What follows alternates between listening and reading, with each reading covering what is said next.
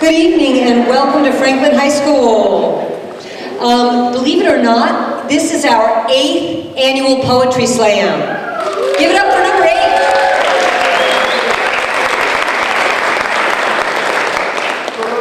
I'm Sunny Childs, your librarian, and we've got a great show for you tonight. I'm excited that you're all here. Thank you so much for showing up and supporting our students as they share their poetry and wow us with their performance. We'll be going over all the rules and all that real soon. But before we get started, I wanted to make sure that everybody knows, first of all, where the bathrooms are, which are out those doors and before you go into the cafeteria on the left. And that during intermission, we have some snacks for you. And I think those are the most important rules. But I have my little handy helper over here who's going to talk about how this whole slam thing works. First of all, how many of you have been to a poetry slam before? Excellent. And how many of you this is your first time? Oh, excellent. Give them a hand. Thank you. We hope it is not your last time. So let's go ahead and explain the rules.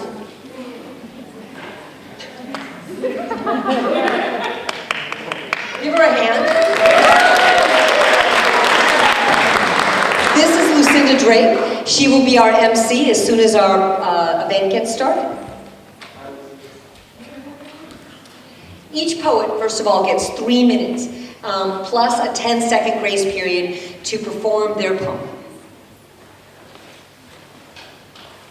Each poem must be of the poet's own work. That doesn't mean they can't do a little bit of sampling, but it is primarily original work.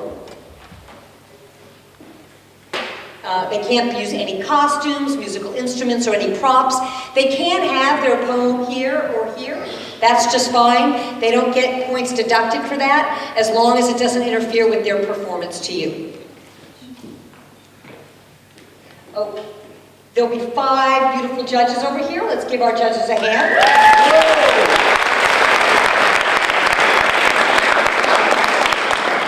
And they will be scoring, but the high score and the low score will be dropped, and our amazing math guys over here, Trevor Beatonhoff and Shauna Ewing, will be calculating those scores. And then, where are we at? Oh.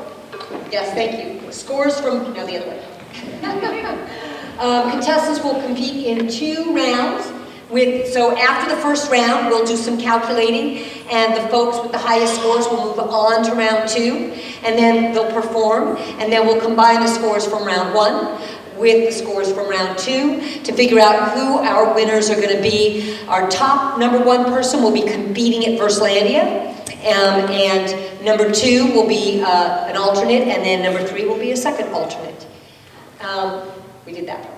Okay, thank you. I think that's all we have before I introduce, pardon.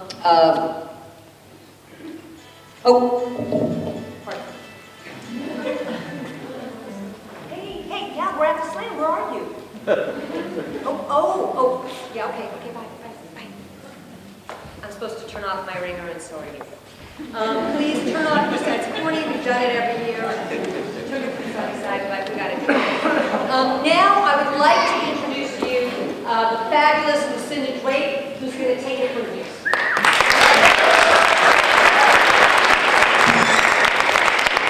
Hello, everybody. Thank you for coming out tonight. My job is to pump up the crowd. Oh, that's Hermie, I think.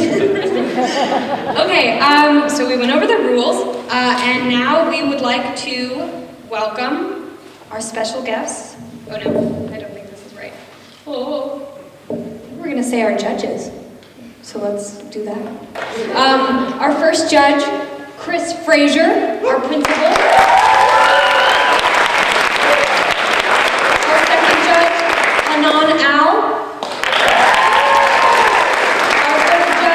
Randy Brown. Our fourth judge, Jackie Dixon. And our fifth and final judge, Serge DeBarros. And you can read about all of our wonderful judges in your handy-dandy pamphlet that you have gotten. Yes, yep, hold them up loud and proud. Quiet and proud. Awesome. Okay, we are going to start with a sacrificial poet, and the purpose of a sacrificial poet is for the judges to calibrate their scores. So the sacrificial poet will go, the judges will score them, and then that'll give them a gauge of like where they're gonna score everyone else. And our sacrificial poet tonight is the wonderful Olivia Gaddis. And this is a good reminder that after every poet, we want to applaud the poet because everyone has worked so hard and they're so talented and we love them so much. And even in their poems, it maybe seems weird, and I think a lot of times during poetry readings, people are like, keep it hush-hush, but don't keep it hush-hush. Please snap, maybe do a little like, woot, laugh if you feel inclined, maybe like a, I don't know, little fairy, I don't know. Whatever you feel inclined to do, because that pumps up our lovely poets. So now, get ready and give a hand for Olivia Gaddis.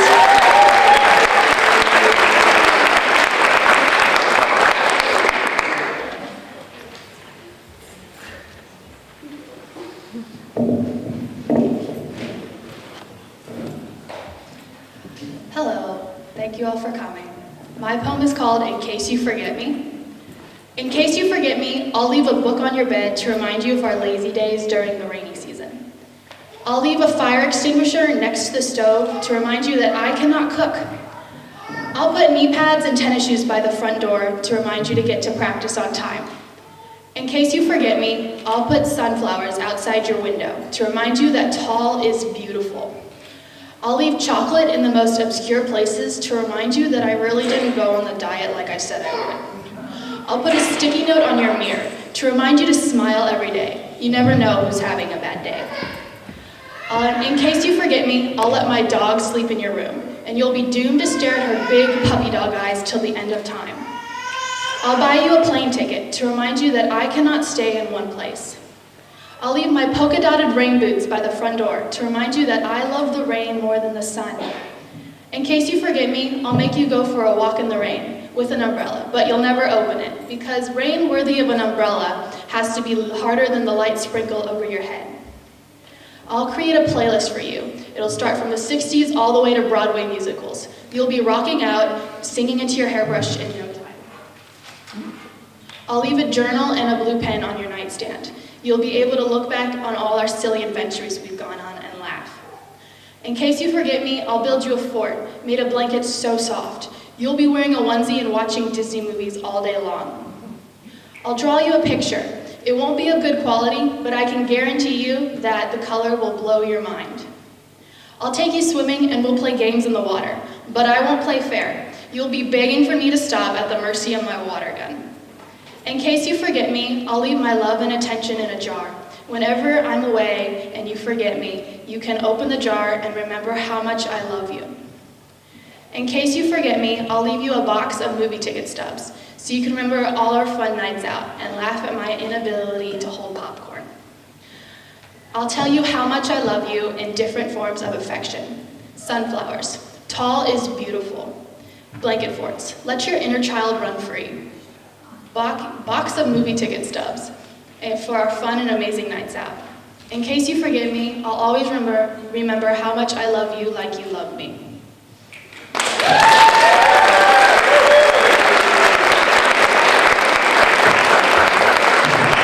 What an incredible way to kick it off. Let's give her another round of applause. Thank you, Emily Gaddis. You are a queen. And now, we're waiting for our judges. And judges, as soon as you're ready, you may hold your scores up. No need to wait for the other people, and then we'll just start reading them off. All right, we have an 8.0, a 5.8, a 5.4, a 5.6, and the 7.3. Let's applaud our poet.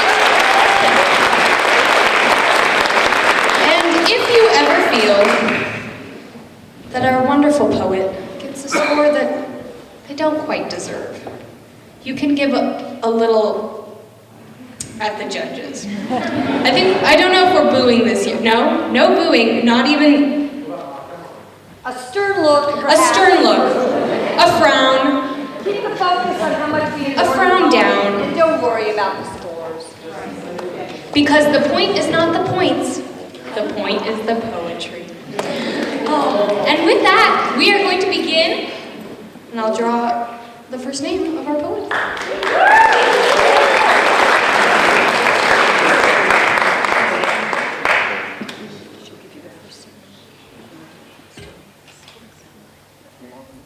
Lily Rudy.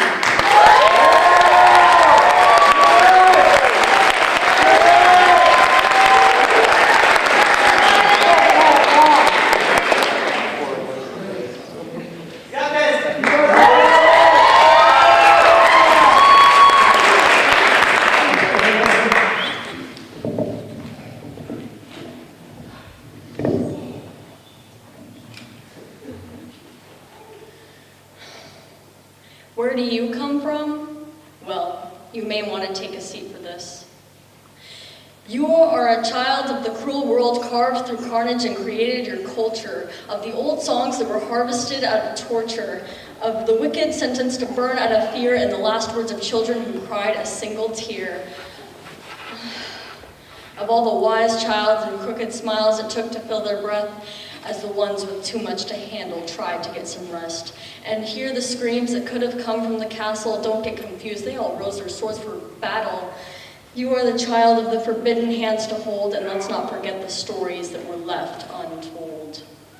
Let me break it down a little more. The answer will come to you, I'm sure. You and the rest of us are each siblings for the words that came from the best of luck. They are the brothers and sisters that were forced to be listeners. They are the blood-born bastards known for their disasters. Kid, you are a sibling of magic and the untimely madness, and it may get pretty deep, but we'll all write it down as we sleep.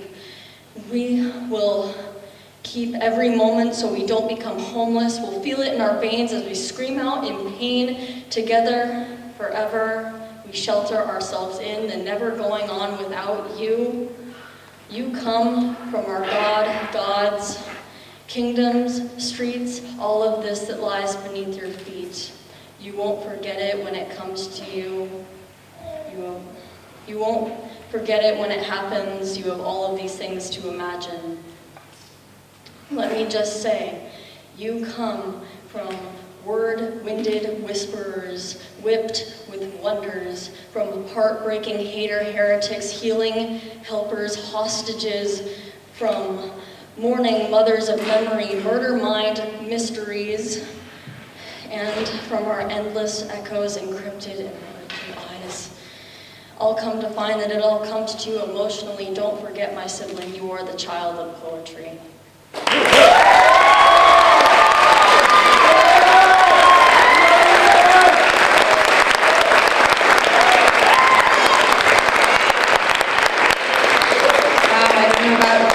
You, but I definitely got chills during that. That was incredible. Thank you, Lily. And as our judges are getting ready, I have a few people that I would like to thank, that we would like to thank. FHS Library Media Specialist, Sunny Childs, coordinating and hosting the rest of the SLAM committee, and the rest of the SLAM committee for their work and support. And that includes Pam Garrett, Dana Vinger, Elizabeth Kirsch, Michael, Corenthal, Amber McGill, and Diamond Span. And now, we will go over to the judges. Sorry for that little break. We have a 6.0, a 6.9, a 7.0, a 6.8, and a 5.9. Thank you, Lily.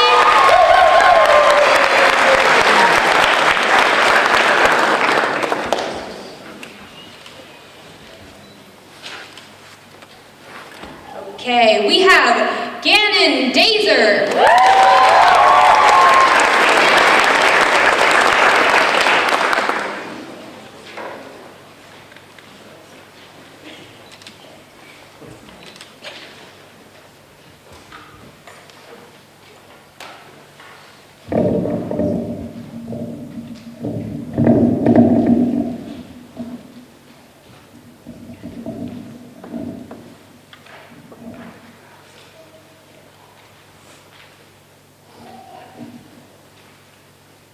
The name of my poem is Beneath the Surface.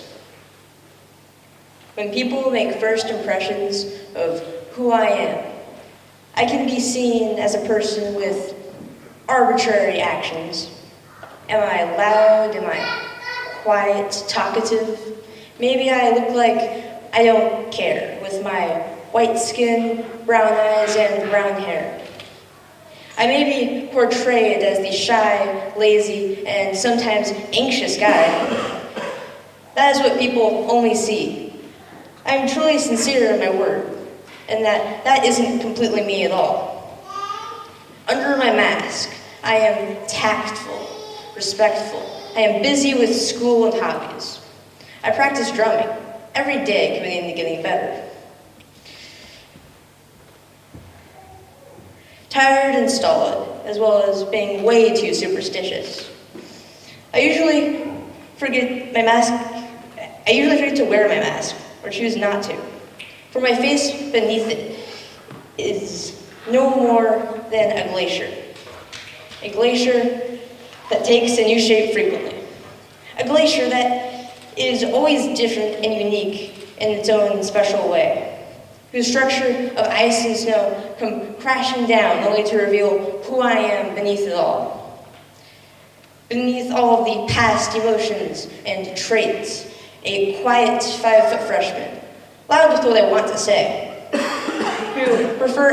who around the swimming pool would prefer to keep his distance and stay away. The taste of burned marshmallows and the sight of a campfire draw me near, as their crackles please my ear. Summer camps are always fun, even though the top bunk bed's guardrails seem to make me prone to a fall. However, I will admit, they do make me feel a little bit tall. I have a tight friend group, but am friends with the right people. My superstitions are things I think or joke about giving me bad luck. I might have to close a door or look at something twice to see it in a more symmetrical way. I know that I am quiet, that I am short, and all the other things about me that either I can't change or I don't want to. I can't change the fact that I am short or that I have microscopic hands. And no lie, I actually have an index finger that is shorter than a toothpick.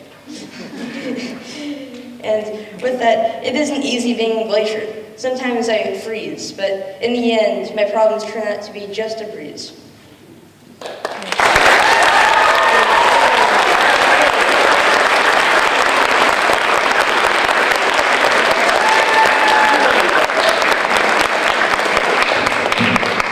Man, I love seeing all of these new faces. That was incredible. Gannon, thank you so much. Go scores and then thanking people. I think that's going to be better. Okay, and we've got a 5.5, a 6.0, a 6.3, a 6.6, and a 6.1. Give it up for Gannon. Thank you. And continue that applause on to our PTSA for funding and supporting this event. Also, Communicare for food and Josh Forsyth and his elves for the stage and banner.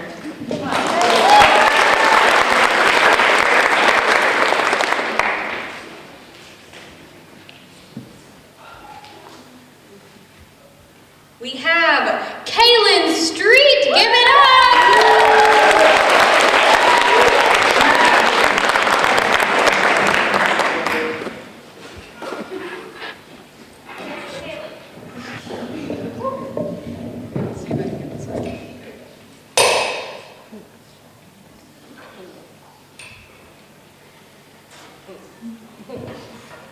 Okay, I've never been allowed to take the mic off the stand before, so this is going to be very experimental.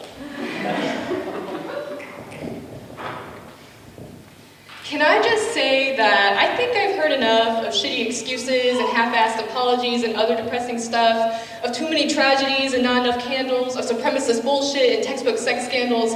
I'm telling you, I am losing my mind and I am losing my hair because your thoughts and prayers are literally getting us nowhere. So before I go completely insane, I think it's time that I propose a toast to you, Mr. President. This is your roast. Let me tell you, citizens, we have a host of problems. And it all started with your dad forgetting to use condoms. Since then, you've acted like a baby needing to be coddled for the misfortune of coming out of your mama looking like a sad or walking abortion.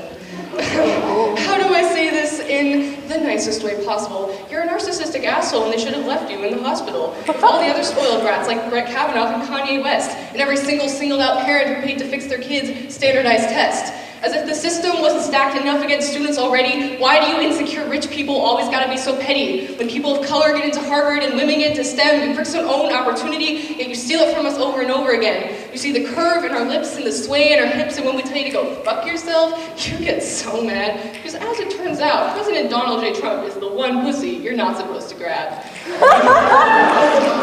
Does that make you sad? Oh no, why don't you just go and cry about it on Twitter? Then when you're done, you won't be having sex with anyone, because the only first lady who'll go near you is your babysitter. Mr. President, I hate to break it to you, but the ice you're standing on is breaking on account of all the consequential statements you have definitely not been making. On account of all the apathetic bullshit that you seem to have always been saying. I'm just saying, we want to be heard, but your microscopic hands are too busy praying. Mr. President, you're not my president. At least not in the present sense, because you only care about your own opinion. We don't want your 2 cents, we want common sense. And on behalf of the gays, I'd just like to say that the 21st century doesn't have time for pennies or for you, Mike Pence. So why don't you just go and grow a pair of tits and grow up and out of the past tense.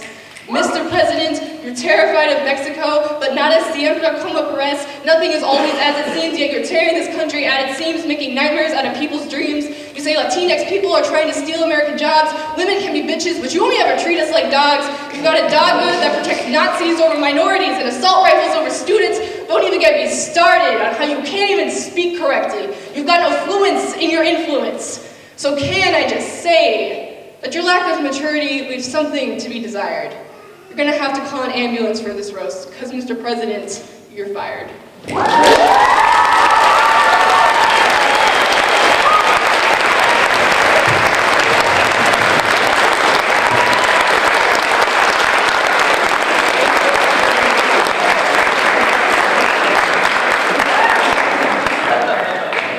Rhymes were icy. I'm gonna have to zip up my sweater, you guys.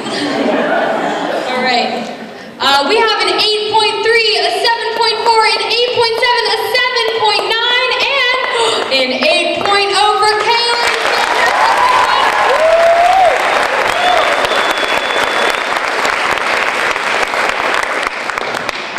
Wow.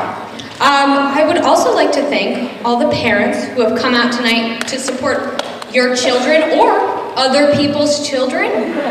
Love it. And all the children who have come out tonight to support yourselves or other people's children.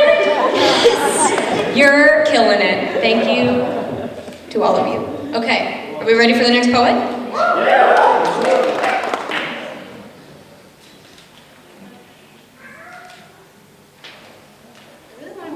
Fish around in there, but there's like, the slips are so small. Okay, Danielle Kashkan.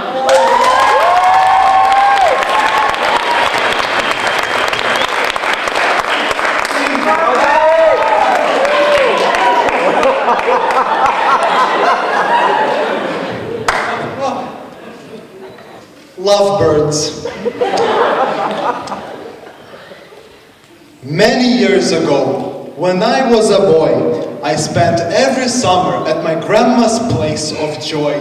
She lived at a lake as blue as a sea, but what I loved there most was a big oak tree. That tree didn't stand alone because it was a home for many, many birds from different worlds. They sang, chirped, and flew from a branch to a branch. They lived their lives and built their nests. I loved watching them, enjoyed their songs. I gave them all names, except a couple of swans. Mr. Woodpecker was always liked and never involved in any fights. All birds were happy to see him visit, but he was interested in one missus. Or Miss, as she would choose to say, Mademoiselle Cuckoo, who was in love with Mr. Woodpecker that day, like it happened with Mr. Crow and Mr. Jay before, and then she would leave a nestling at some other bird's door.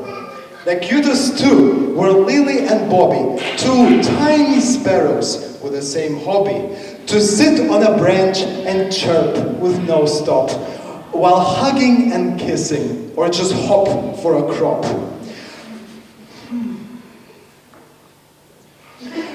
Mr. Raven visited the tree every time he had a fight with his wife. The bird of passion, clever and strong, he often felt misunderstood at home. Unlike Mr. Raven, Mr. Quack, who was also a married duck, swam on the lake, always close to his wife, while eating and swimming, content with his life. A couple I watched with no rest were Mr. and Mrs. Dove, building their nest, then waiting for babies, taking care of them, and I saw a cuckoo nestling poking out of their nest as well. But a bud who really blew my mind away was a couple of swans I saw on the lake one day. So lovely and pretty, like beauty itself.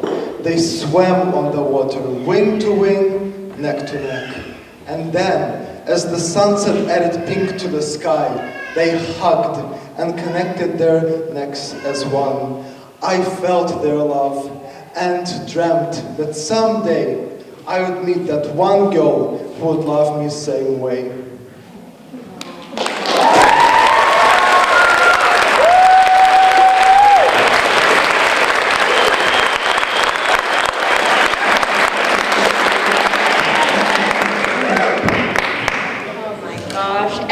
Ever since I heard Daniel's Beta Fish poem, I don't know if anyone was here last year, I was like, I want to be that kid's friend. And now we are. Okay, from the judges, we have a 6.5, a 7.8, a 6.8, a 7.0, and a 7.5. Thank you, judges. Incredible job, Daniel. All right, I'm just gonna go right into it and grab the next name. No one to thank this time. Except for everyone again.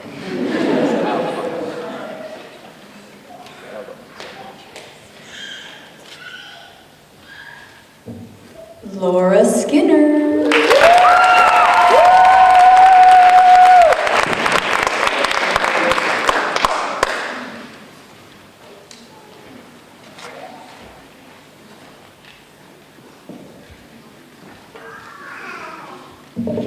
I just want to say before I start, I wrote my poem before Nathan did.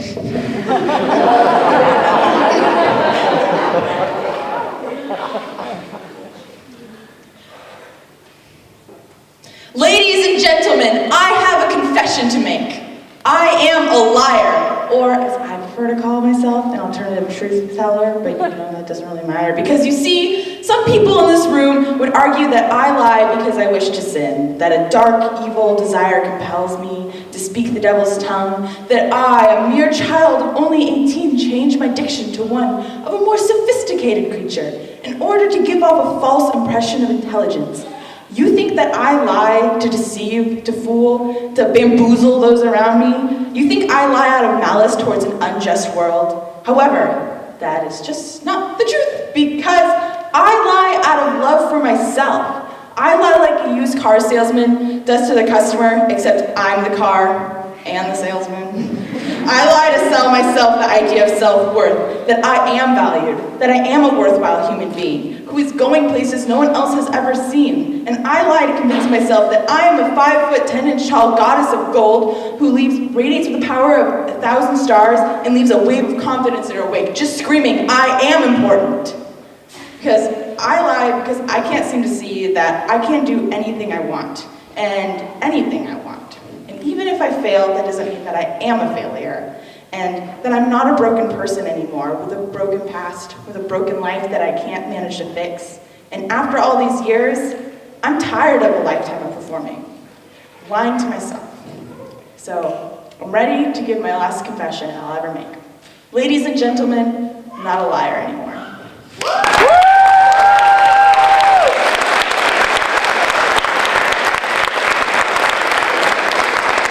Phenomenal. Thank you, Laura. And as much as I love seeing the new faces, I love seeing the old faces just as much.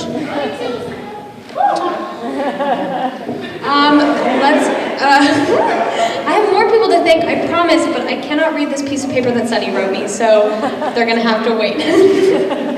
All right, we've got a 6.9, an 8.0, an 8.0, a 7.3, and a 7.0.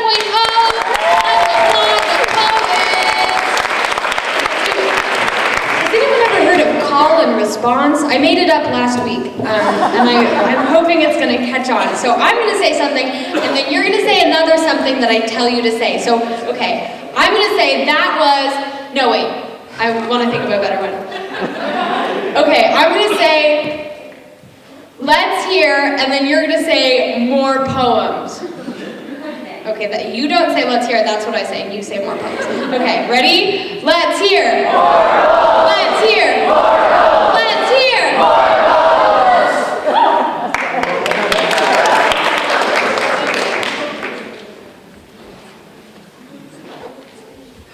Lucinda Drake? Oh, I'm sorry.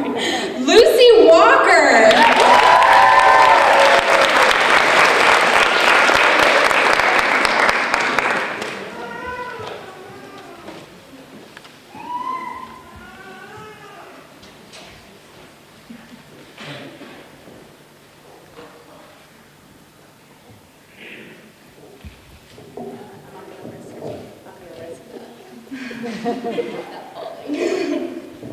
Okay, my poem starts with an introduction line, so I don't need to introduce myself. I'm just gonna get going.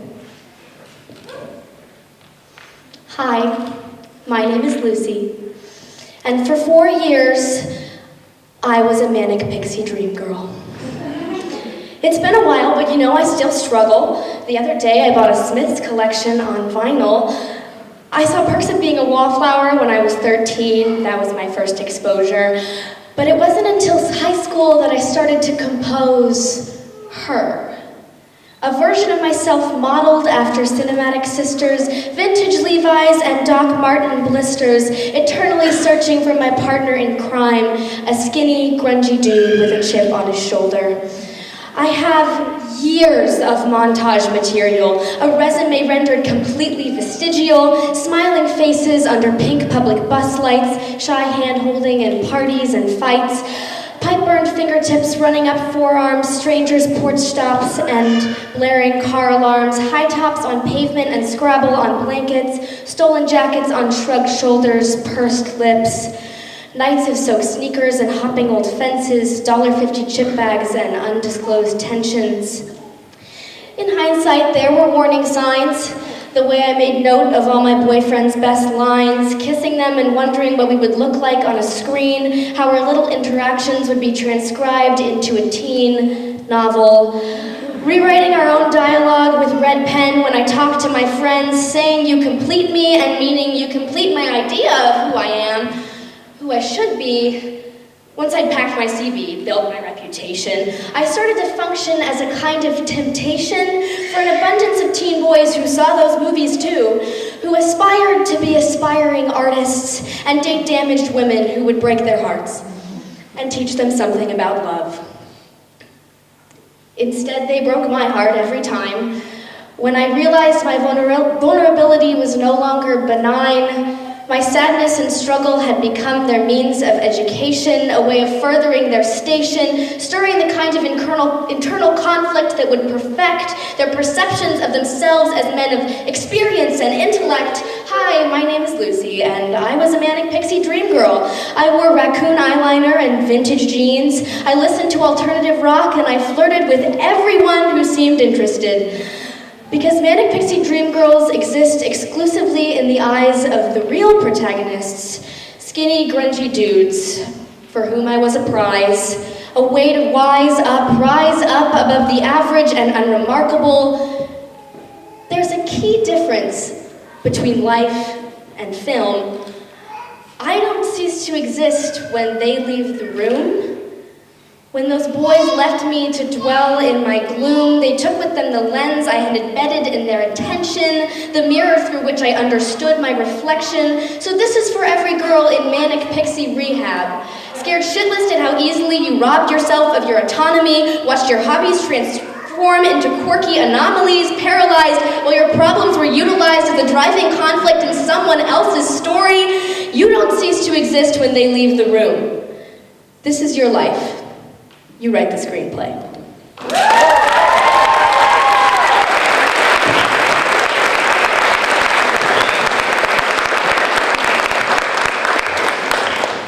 I'm in love with Lucy Walker. Love her a lot. All right, let's hear from some judges, and then we're going to talk about Firstlandia. All right, we have an 8.3, a 7.5, a 7.9, a 7.6, and a 7.8. Let's applaud the film one more time for that wonderful, not a Manic Pixie Dream Girl anymore.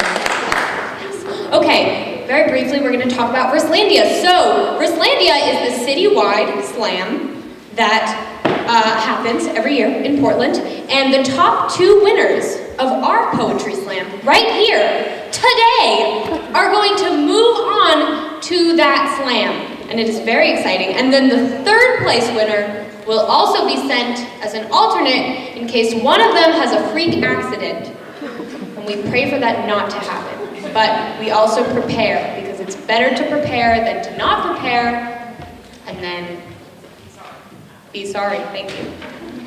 All right. Are we ready? Let's hear. Let's hear. Let's hear. Okay, I didn't feel it as enthusiastic that time, but it's okay because we'll get it the next time.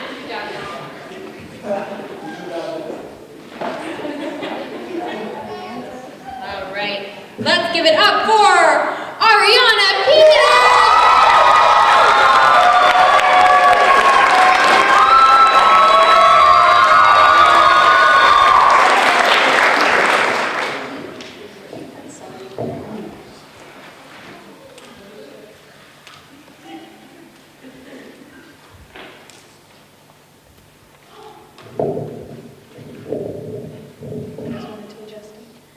So my name's Ariana, and this is called The Show. The show is laid out and the curtains are drawn to reveal a classroom. The puppeteers take their place above it all and begin pulling their strings. At the end of those strings are students and teachers, and the show begins. The kids all fall into precarious times like flower petals, organized, structured, yet jagged, confined, packed in like cattle. Some are scalding hot from the bustling heat bouncing off the many bodies in the room, and others freezing as the conniving breeze from the puppeteers' whispers crawl up their backs into their ears, encapsulating their thoughts with a well-taught lesson to pay attention. They're shivering and wiping a sweat, yet they wait restlessly for their teacher, eager to make the minutes go by and wonder, what are we learning today? What systematic demands will be shouted into my ear, only to be bounced around like a basketball by my insecurities, a game that never seems to end. But they continue to wait, heads turn left, right, then left again, and suddenly with determined speed, the puppet, teacher, tugs her strings though the system above them is giving demands, walks through the door with happiness in her feet, the action ignored by some while others sit inspired. The class starts, and the words flow out of the puppet's mouth as it's rehearsed 1,000 times over. Here and now, the kids know to listen. The kids know to follow. The kids know not to tug at the strings, or else the show will end. And the puppeteers will start anew without the warm welcome of a puppet after the show has ended and the warm welcomes grow cold. There is nothing more to say, but play by the rules and watch the show.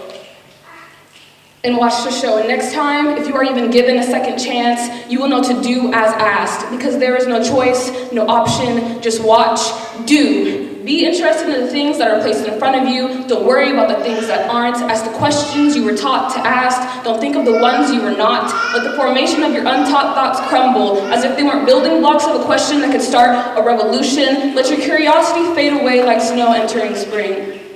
Let the thoughts be forced into your brain by the puppeteers without your knowledge, sinking into your heart like a watermark while they watch you struggle and fight the strings until you fall into an inescapable pit of obedience. Carrying along nothing but the empire of knowledge that was built behind your eyes.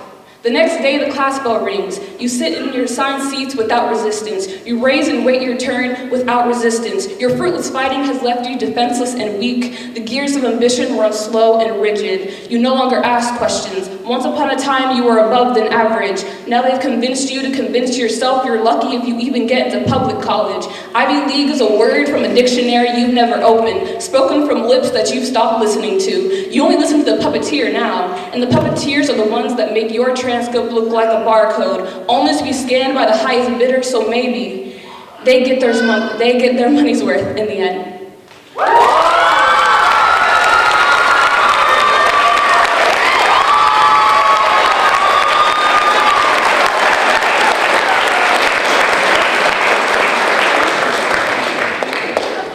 Thank you, Ariana. That was so powerful. Let's give her another round of applause.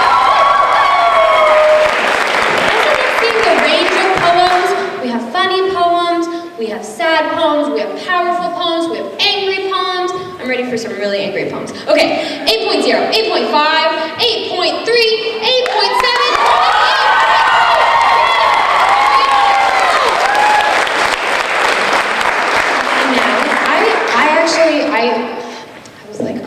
I don't feel like I'm getting enough attention right now. So I actually wrote a poem just back there. I'm going to tell it for you guys. I had to write it down. I couldn't memorize it. There once was a fabulous poet.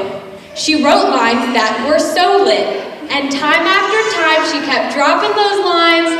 And that's as far as I got. Okay, are we ready for the next poet? I'm not going to do the parallel and response. We'll do it later.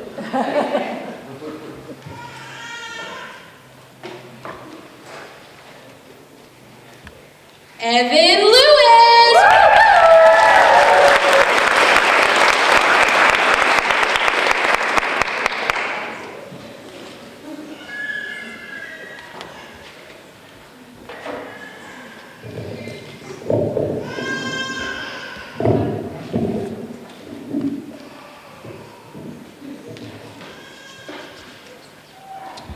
What if I told you that I was Iron Man? You probably wouldn't believe me, but that's okay, because they probably wouldn't believe Tony Stark if he walked up to the bar and leaned on one arm and whispered in the bartender's ear, "I'm Iron Man." He'd probably get a strange look and a drink and sit down in his seat and think these apes wouldn't know great if it looked them in the face and laid down the truth with grace. "I'm Iron Man," says Iron Man with a sigh. He looks around over his shoulder and sees Bruce Wayne with a pain strain on his chiseled face alone at a table for two across the room. The Dark Knight rises, he weaves around the tables and chairs, sits down next to Iron Man and whispers, "Don't you wish it were different? Don't you wish someone could come through for you and see you for you and waltz through that door at this very moment and shout, 'You don't have to be Iron Man anymore'?" So you see, you'd be right if you thought I wasn't Iron Man. In those moments after I had made such a blatant statement with you thinking, "Is this guy for real?" I'd shout, "Ha! I had you fooled. I'm not Iron Man. I'm not a hero. You know how many nations I've saved today? None. You know how many beautiful blondes I've saved from burning buildings today? None. I'm not Iron Man, but what if I could be? You know, when I dial up smiles for all the free spirits around me and find time to deliver lines of kindness and love to ones less fortunate than I wear my cape with pride. Because unlike the wallowing warriors bent over bar stools, I've realized it is impossible to be a hero on your own. You will need a team, a league, if you will. A cast list set with Avengers ready to assemble, not with hulking bodies tossing rocks like empty boxes or supermen trying to out-super their friends, but bright souls using their might to do what's right, an illustrious set of minds fighting to restore life. I will call it the Justice League. Our mission will be to deliver power out of the old white institution, the ones making decisions for a different generation, letting the ones that make the calls be the ones that aren't above it all, choosing teen lives over gun rights, inclusion over indecision, and love over fear. I want you for the Justice League.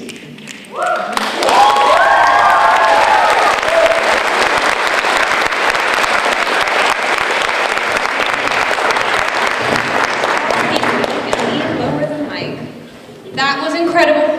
Thank you so much. Let's give him another round. All right. Now we're ready for our judges. 8.1, 7.6, 7.3, 8.3, and 7.9. Awesome!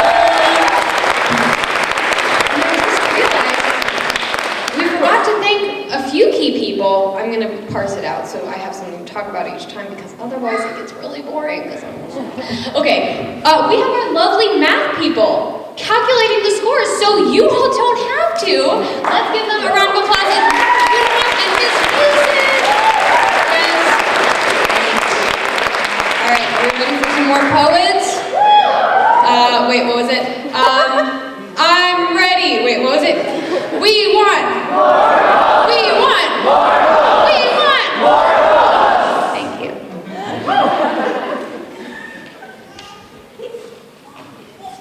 Okay. Nathan Will.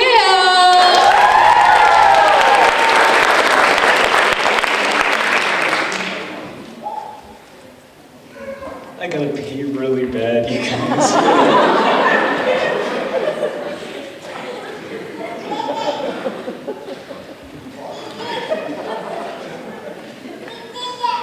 The flag flying weighs a ton. It's been at half-mast since 2001. If a son says he's innocent, his mother will believe him till the day they find the gun. And in this community, a movement is brewing. I'm chewing on the thought of it, losing my religion. And for the sake of building some greater, brighter, high-power fighter future, I figure I'd let loose here.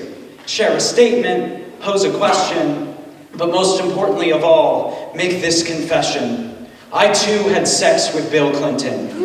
I too carried a few of his children. You know the feeling when the lights come up on the guy. He must have been like 55 at the time, and he looks you in the eyes and lies and said, I did no crime, no bad deed, I deserve no time. And naturally you believe him. You've no reason not to. I mean, what's a little semen got to do with treason? What's the cause of all this conflict if not the upcoming election season? Charismatic public women's rights advocate, consensual affair with a subordinate, coordinated effort to destroy him by the board of the GOP. But if you look closely, then it's clear to see that these allegations are deeper than Lewinsky. To Broderick and Kathleen, Paula Jones and Leslie Millwee, these are his accusers. And until we recognize their stories, we'll never even know we gave an abuser glory. I too had sex with Bill Clinton. I'm too caught in the recordings when he's in them. I too held him as the standard of a public speaker, though when I see his face now, I smell the reek of something bleaker. And I bring this up knowing that Clinton's not our present president and we have another resident of the Oval Office to deal with. But I thought in peeling back these layers that I might reveal how they steal the victim card and use them to buy a meal with, and they eat it up. Maybe we all just don't read enough. Old allegations return, and we can't believe that all these sleazeballs breeze by them with such ease. Geez. Well, here's the facts, if you please. Paula Jones accused Bill Clinton of indecent exposure in 1994. 2 years later, he was reelected. In 1998, alongside the Lewinsky revelation, 2 women accused Bill Clinton of sexual assault. By the time the impeachment proceedings were over, his approval rating had soared to 73%. In 2013, Bill Clinton was awarded the Presidential Medal of Freedom. I too had sex with Bill Clinton. I too still pay the child support for it. And I hope if we have another Bill Clinton, be it an actor, a politician, a neighbor, a son with a gun, or an ex-best friend, that we as a world all don't collectively, again, ignore it. Thank you. Wow,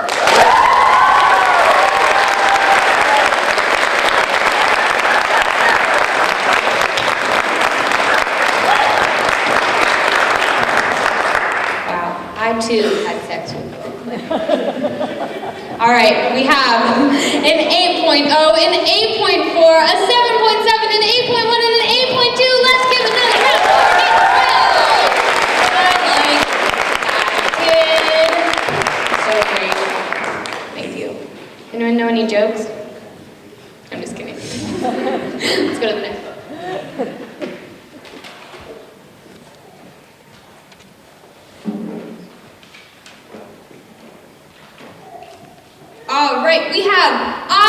Leatherwood. Everyone give it up.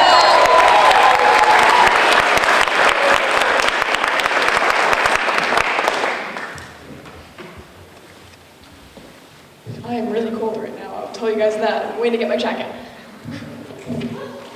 Grab your popcorn, get some butter, add some salt if you do please. I'm getting root beer, but you can get any type of drink you want. Don't think candy's off the table, you can go and help yourself. Sit back, relax, and come join me in watching the movie My Life.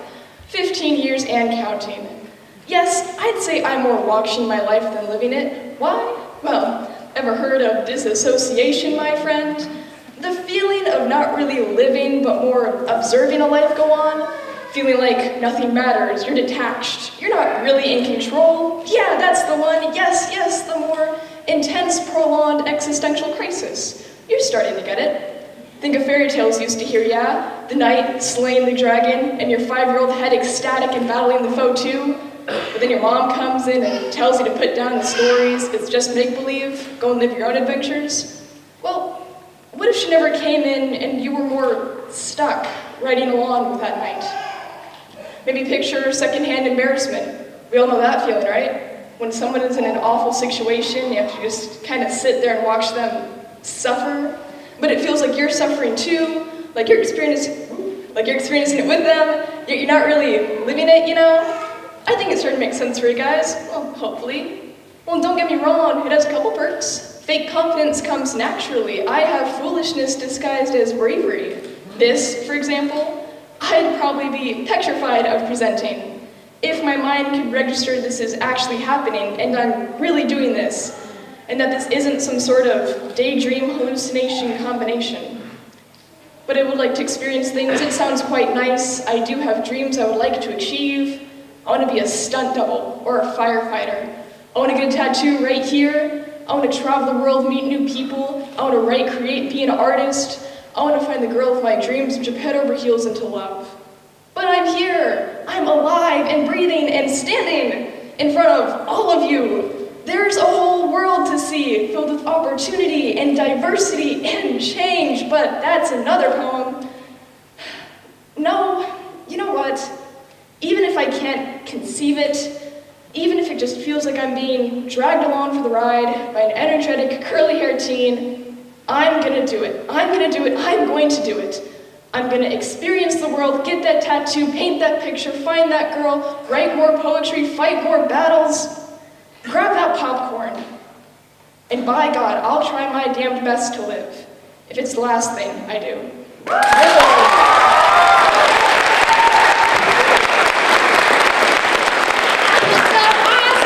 I hope everyone feels inspired now to go get a tattoo. Maybe all matching ones. All right, we have nothing. Just kidding. An 8.0, an 8.0, a 7.4, a 7.9, and a 7.4! Everyone remember, the point is not the points, the point is the poetry. I don't know if you guys have noticed, before and now, we have these wonderful people sitting over to my left and your right, playing music. I'd like to introduce Jonas Boone and Caleb Byrne. They're playing the guitar. They're the ones who are providing you with wonderful music for this event. Also, if you listen really closely, they play a little strum to let the poets know what time they're at, which is especially cool. Poets, I'm sure you were briefed on that, so, you know. Anyway, fun. All right, let's do more.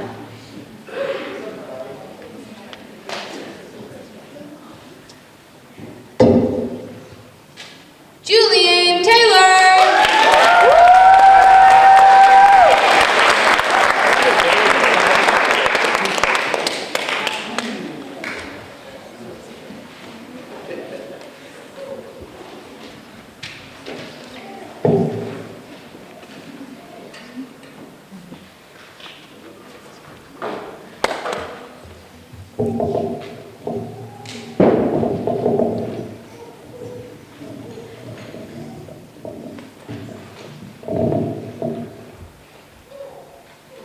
Every once in a while, a question haunts.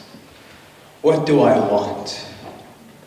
I want to win. I waste my time in comparison. I'm sorry, I can never be as good as you've been. Grades and tests determining my self-worth. Good college, good job, good money, and so forth. Good wife, good kids, good house, good life, good muscles. I want good skin to be physically akin to Thor's twin. I'm the world to wobble on without the sickening sin that is me. I want real romantic reciprocation, not teenage infatuation. On love that sweeps me and carries me like a wave, like a kiss under the shore of bliss. I want the world to wobble on. And despite wanting love from someone else, what I really want is to love myself, to be myself, to know myself, to believe myself, to prove myself to the KKK that yes, young black men can be intelligent, compassionate people. I want white voters to stop being racist sheeple. I want to use my privileges to protect the underprotected, on disabilities to be respected, on transgender people not neglected, on people represented as elected, on our culture rape disaffected, on underweight beauty standards rejected. I want President Pence pettiness to be corrected. I want politicians to not pretend, wars to end. This is pitiful. This is pointless. Purpose is a taunt. And finding it within yourself takes infinite daunt. What do you want?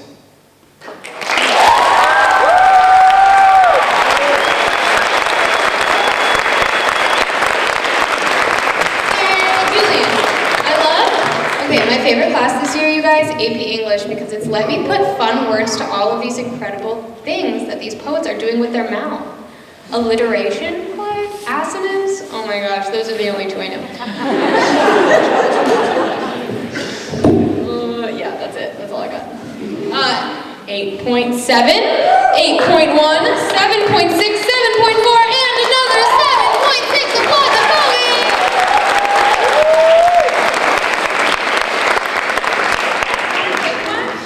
Okay, close your eyes. All right.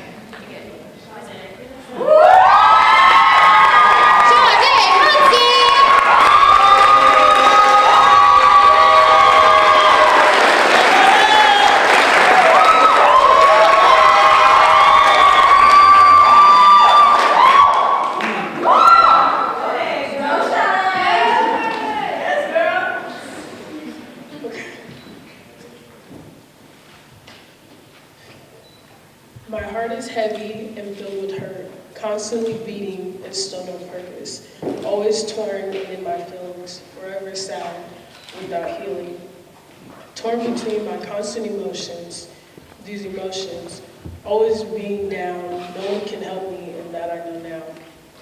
Dealing with this hurt and torment that runs deep, the absolute feeling of defeat. I need help, if you can't see. So I'll write these words and say the verse that'll get to you abruptly, but fast, suddenly. And all that I ask is that you pass the message and see me for who I truly am. Flaws and all, feed me the love and devotion. I apologize that my feelings move as freely as the ocean, and I change just the same. Just promise me one thing, that you won't choose yourself to blame.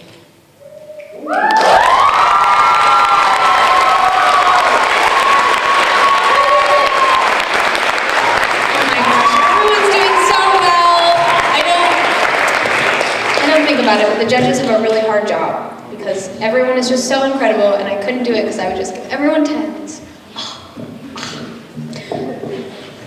10. 7.1. We have a 7.0, a 7.3, a 7.9, and another 7.9. Awesome job! Okay. I think really quick, I'm gonna teach a thing. I was lucky enough to be part of a poetry team last year. We did a little chant. Thank you. We did a little chant for all of our poets, and you can yell it out at any time after the poet's done, not during their poems, because that would probably be rude. And it goes like this. We love you, poet. We ain't never gonna stop loving you, poet. And it's just nice, and it's just fun, and it's just a way to show all of our poets that we love them. So you can do that at any point in between the poems. Okay, let's go to the next one.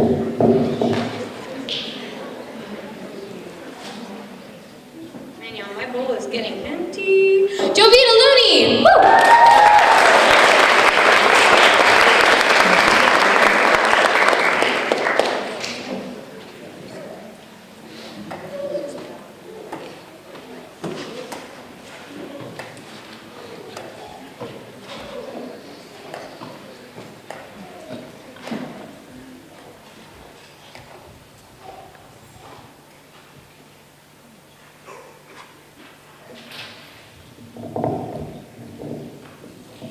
Okay, before I start, I'd like to thank all the ASB, FHS ambassadors and Step Up people.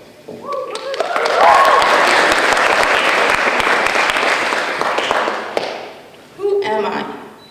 Full of hate, full of fear, full of insecurities and a tortured past. Full of love, full of life, full of pain of being raped. Beaten, shattered, cursed, told she is worthless in everything she does. Hatred tears people apart, friends apart. Hatred tears relationships apart. Fear causes doubt in oneself and others. Fear causes pain, causes hate. Insecurities are something everyone has. Insecurities are a tool that the devil uses. Insecurities are her letdown. Try as she might, she can never get it right. Try as she might, it is always a fight. Try as she might, the day always turns to night. Beaten, shattered, cursed, and told she is worthless in all she does. There was once a perfect relationship. Once a love she thought would last forever. There was once a life she thought would last. Once she was in love. Time passed, fights happened, argument after argument, tear after tear. This is who she thought she would be. This is who she thought she was. This is who everyone else sees when behind the veil she's broken beyond the seas. No one sees her pain, no one sees her loss, no one sees the real her. Hidden within, hidden from the prying eyes of the world, she hides herself, beaten, shattered, cursed, and told she is worthless in all she does. Who is she? Who is she really? Who do people see when they look at her? They see a girl cool and collected. They see a girl who has her life together, a girl that is confident. They see a girl full of life with everything to live for. They see a girl that she herself cannot see. Scared and hurting from past events, once more awoken by things once said, loss of friendship, loss of relationship, loss of love. Once again she shall rise above it, once again she shall smile and mean it, once again she shall know who she wants to be. Love returns, life returns, hope returns, joy returns, she returns. Beaten, shattered, cursed, and told she is worthless in all she does. Never again will these things faze her. Never again will she fall into a ball. Never again will she let others decide who she should be. But still she asks, who am I? Who do I want to be? Who do I want people to see when they look at me? I will rise up. I will be more. I will be who I want to be, not what others want me to be. Thank you.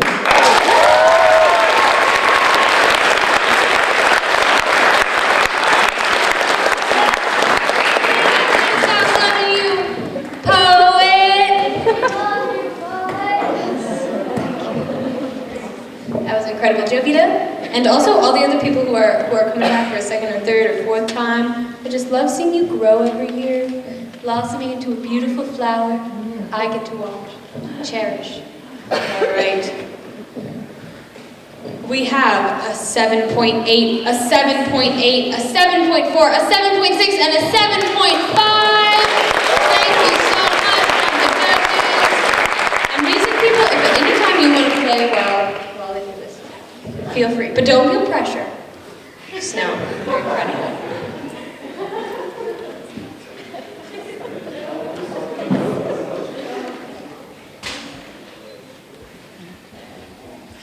All right. Give it up for Rhiannon Harris!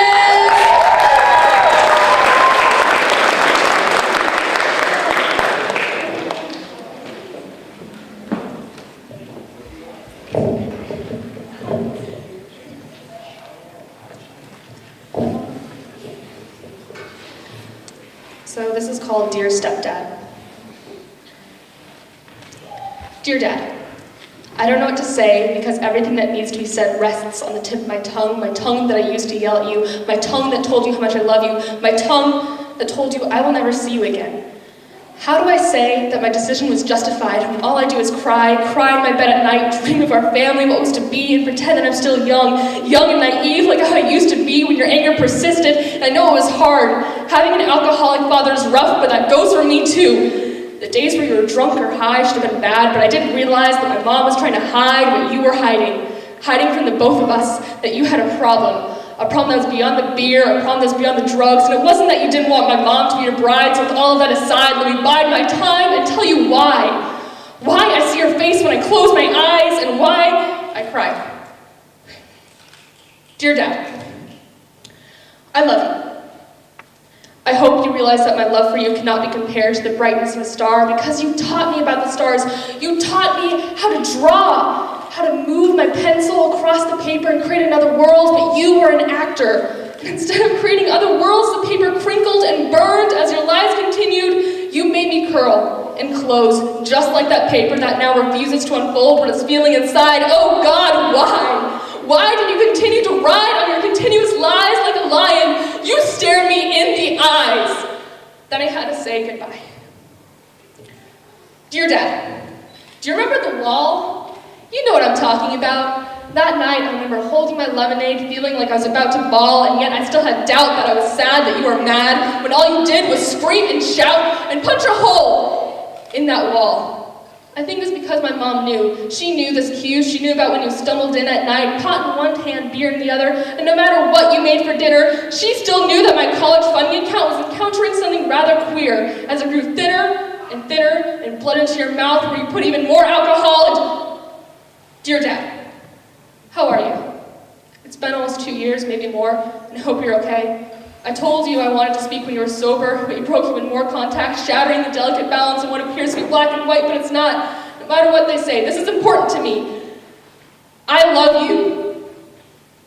And I can understand your hesitation to believe, especially after everything everyone has said to me. My other dad has said that you haven't actually raised me, and my friends just look at me with pity.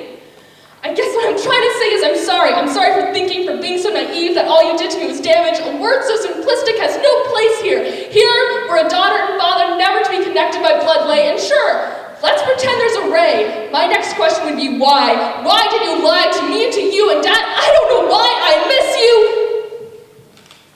Dear Dad, I remember your cooking. Your roasted potatoes stay with me especially, as does your laugh. It was so deep and full of love that you poured into me whenever I cried or scraped my knee. You and your cooking were there for me. I don't remember the last time I ate your food, but I hope I will sometime soon, so I guess I should stop being so rude and apologize for what I've said, for what I've done. Can you say I'm sorry too? Or are you not in the mood to acknowledge what you've done? Dad, all I want is some fucking clarity and answers. So tell me why the heck... Dear Dad, I miss you and I love you. See you soon.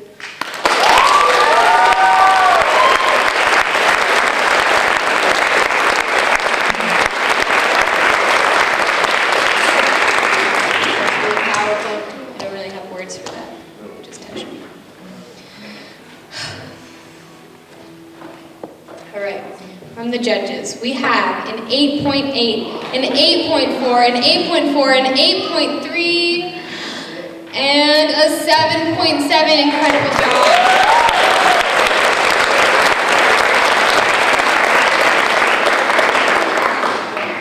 We're just loving this music from our wonderful, incredible, talented, incredible musicians. Oh my gosh! If you want to see these musicians more, if you're loving this as much as I am, you should come to this crazy little thing we have every year called Arts Alive. It is right here at Franklin High School. The dates are known.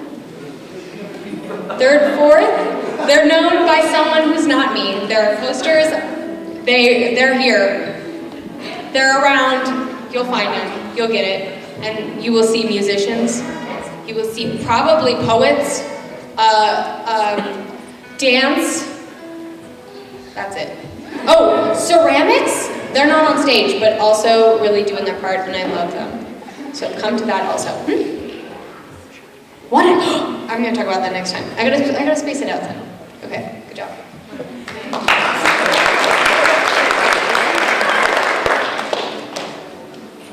Now, let me get down. Gabriel Campbell.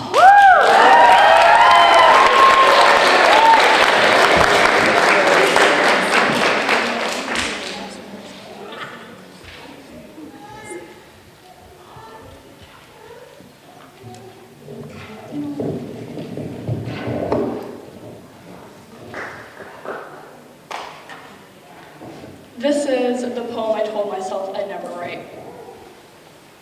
When the time on my phone reads out a heart-stopping 11 and 12 p.m., I'll admit my mood drops into my knocking knees for a second of a heavy moment, purely because I surpassed my wishing minute trying to get a text back from you. You've convinced me I don't deserve one due to the fact you managed to gaslight me into inferno without me noticing. I remember 2 months ago and I would have sworn my life on how much I love you, and now I don't know if it's love or confusion.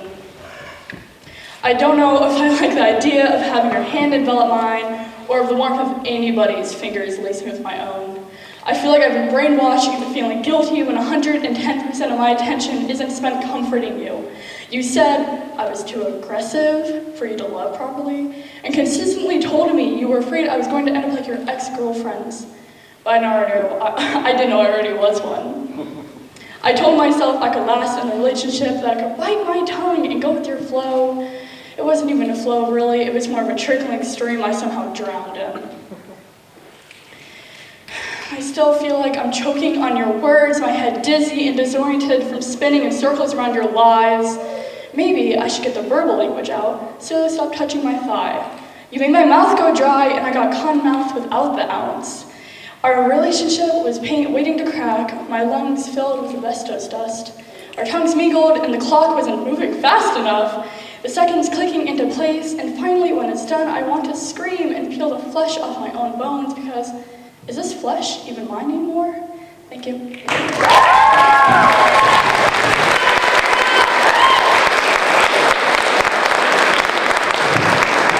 right, everyone, we're gonna all do it together. Ready? We love you, poet. We ain't never gonna stop loving you, poet. Awesome. Good job, y'all. Okay. We've got a 7.3, a 7.6, a 6.6, a 6.9, and a 7.4. Applaud the poet. Now is the time that I can introduce the next incredible thing that Franklin is doing. It's called One Act, and that is where juniors and seniors at Franklin High School they divide themselves up into pairs, and they direct a one-act play, which is a play that has been condensed down into 5 to 10 minutes, and then the sophomores and freshmen who choose themselves are put through a rigorous audition process where they are then selected to be in those one acts. And essentially, they do all this work, and then you get to come and you just get to see a bunch of really awesome plays that are put on by the people at our school. And that's really sick. I also don't know the dates for that. I'm really sorry. But there's also posters. You could probably find it online. Anyway, okay, let's get ready for the next poet.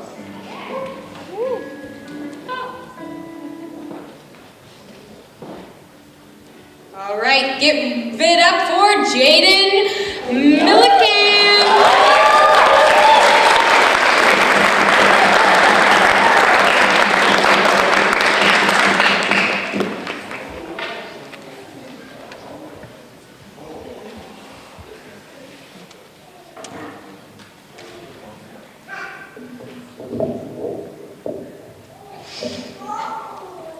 for all y'all lovely couples out there.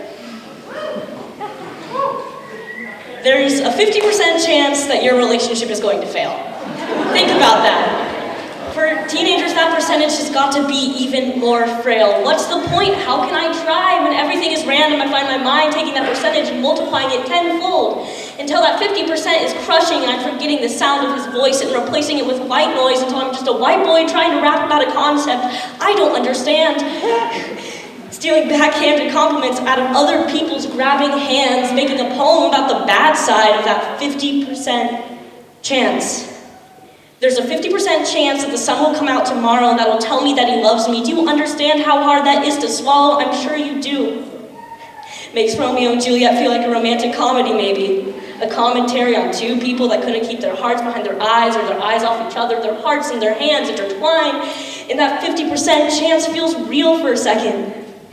Until that 50% grows tendrils and claws and ties itself to them and they're staring into the jaws of failed expectations and Romeo's losing himself over some fair maiden that he's known for all of 2 days. But I never considered myself a Romeo, a hopeless romantic turned murderer by moonlight and moonlighting as someone better than he was. No, I'm more a Mercutio, rash, ignorant, static. I know that'll be my downfall, if not by bleeding out on the floor, then by that 50% chance tearing me apart limb from limb by its metaphorical hands, manifesting in some vapid argument about something or other on a whim, some shared look, some joke, a failure to show up, and Benvolio stands there and begs me to stop, and that 50% chance has been all used up. It seems that Shakespeare knew what he was doing all along when he said the relationships never lasted that long. He's not wrong, and you can hear it in every pop song and every verse of every rock song. It gets louder and louder and louder until I want to hop off of this train of thought. Is it too much to ask for a happy ending? In all my years of living, I have never once seen one, and as much as I hate soulmate theory, it seems way more easy to love at first sight than to work out your wrongs from your rights. It would save a lot of sleepless nights for loveless lovers and single mothers and me. Most importantly, me. But despite all this, despite all the inconsistencies in love's never-ending regime, despite my incredibly cute awareness of the unfairness of that 50%, I've done the unthinkable. I've opened myself up to someone. And as terrified as I am of commitment and relationships in that ever-present 50%, I love him. And I can't stop caring for him. And we can't stop caring for the people we love. Our chances are limited, but our hearts don't give a shit what our chances are. So maybe Shakespeare and the universe is laughing in our faces, but let them laugh. Let them laugh.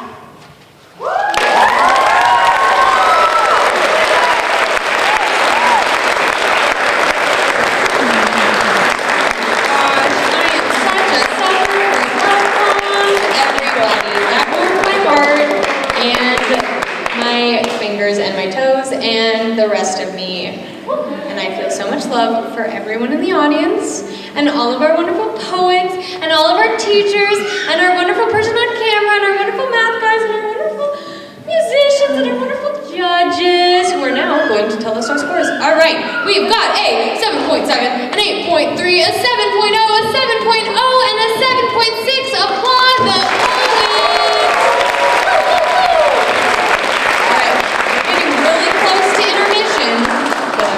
Talk about yet, but remember that I mentioned it, so when I come back to it, you're like, she mentioned that. And we'll talk about it.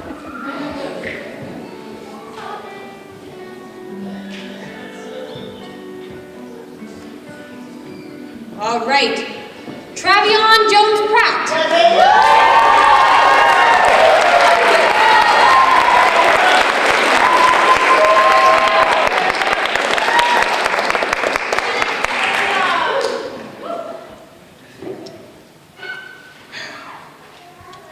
From any other, we have the same rights just like any other. So why are we treated different because of our skin color? The hate that you give us is like a red when a bull sees red. Slavery ended in 1865, but racism is still alive. Makes black parents go and cry because their sons have died these nights. Like Tamir Rice and Michael Brown, from the ones that were to protect us, I don't want to be afraid from the cops when they pull me over and wonder if I'm going to die or not. I would never call prison my home, going in and going out. While I walk down the street, you stereotype me for a criminal, a troublemaker, a thief, and walk on the other side of the street. But you don't even know me. Don't put me in your box of ideas before you get to know me and judge me.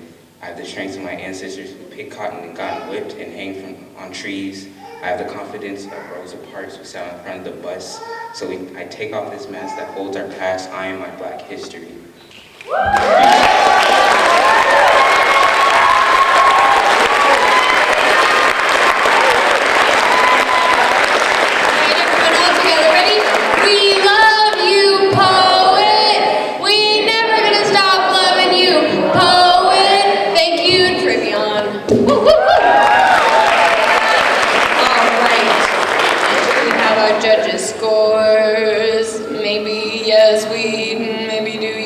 Whenever you're ready, a 6.9, a 7.5, 7.1, 6.9, and 7.3.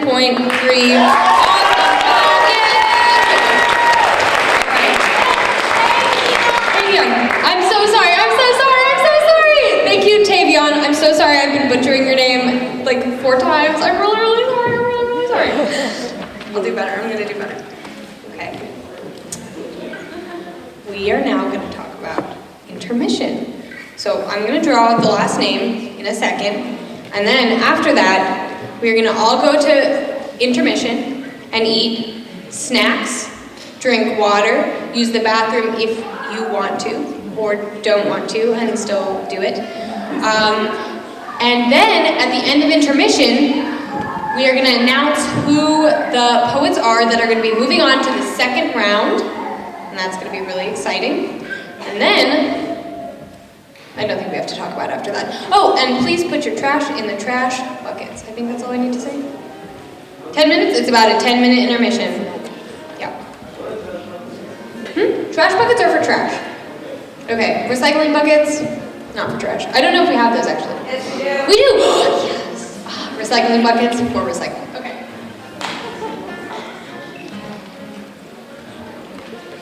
Last name, Michael Booney.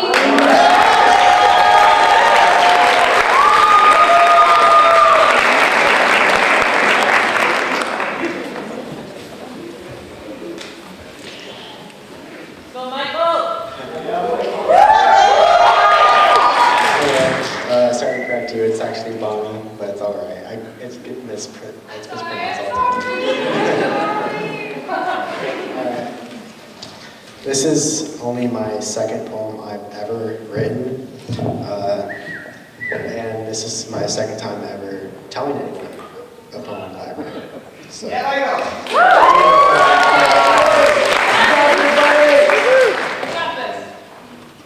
When you speak of the life I lived, when you tell the next generation of who I was, what I am, or what I did, my fuck-ups and my re-ups, when you tell my story, I hear about my battles in life.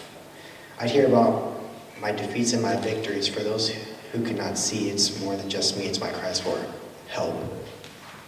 When you shout my name, it is more than a name given to a white boy. When you shout my name, I am the gasoline on the raging fire. I am the hope that has never been lost. I am Michael. The name that will strike the today, the tomorrow, the then and the now. I am Michael, more than the meaning of archangel. I am the sharpness to the blade, more than the battle of heaven's warriors against Satan. I am the sharpness to the blade despite the seemingly red liquid dripping down from its sharp edge. I am the free bird waiting for its tune to be sang, the engine waiting for its first start, the plane ready for takeoff. When you shout my name, I would hear the cries of the pain of the history I went through, the joy of who I was, and the happiness of what I made myself for. I am Michael. Don't mistake me for what I am, and don't lose me in time to be forgotten, for I only am to be remembered. When you tell my story, speak of what I did, and how I helped people in their darkest times when I was living in my own. How when I put everyone else in front of my own life, how I ask help when the help I need is only to help others. Michael is more than an angel. He's a helper that will bring the angel out of you. I am Michael.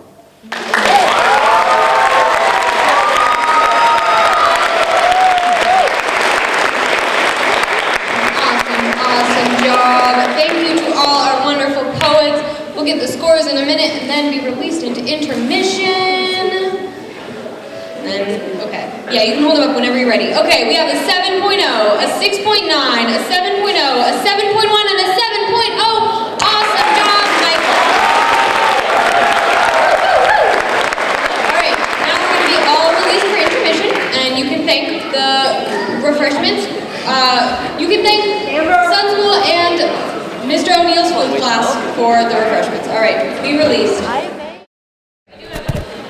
Okay, so we need the help of musicians. We need your help.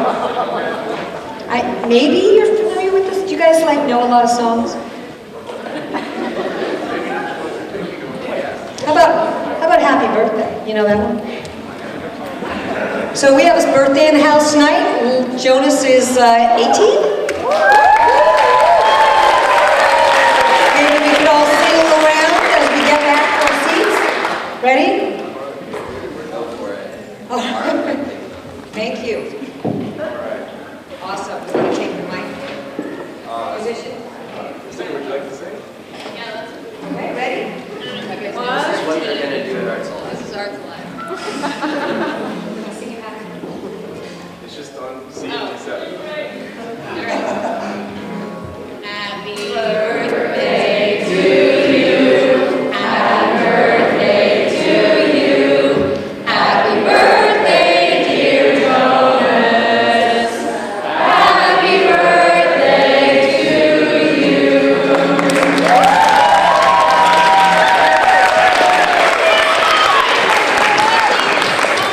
Also, you can now go to adult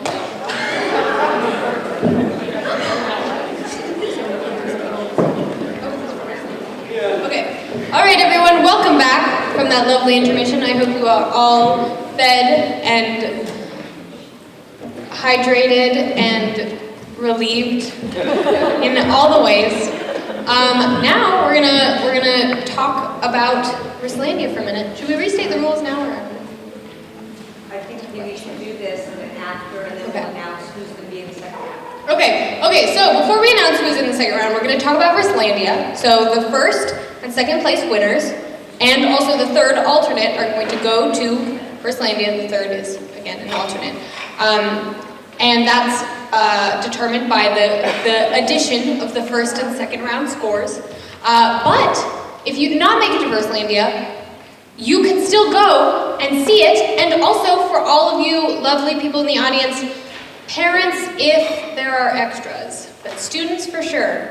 If you want to go, there are about 10 extra tickets that we get. And you should go see Sunny for a slip because it's incredible every single year. You get to go for free. There are amazing poets.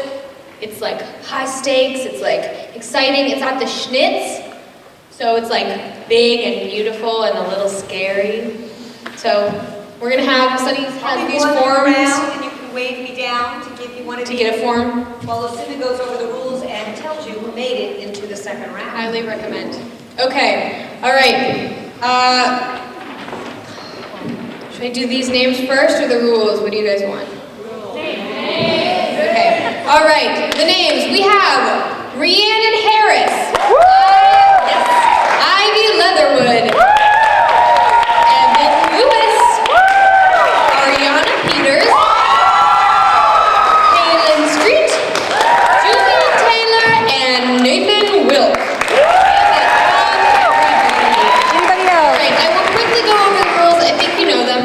Poets have 3 minutes and a 10-second grace period, as noted by our lovely musicians, to perform an originally written poem by themselves. Without props, without costumes, then they are scored. And then those scores will determine their fate. But we must remember that the point is not the points, the point is the poetry. And I think those are all the rules, but if I remember one, I'll come back and tell you that later. All right, are we ready to get started?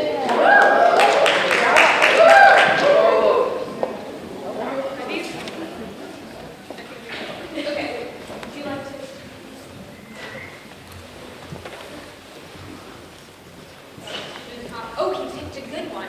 Just kidding, they're all good ones. All right, Ivy Leatherwood.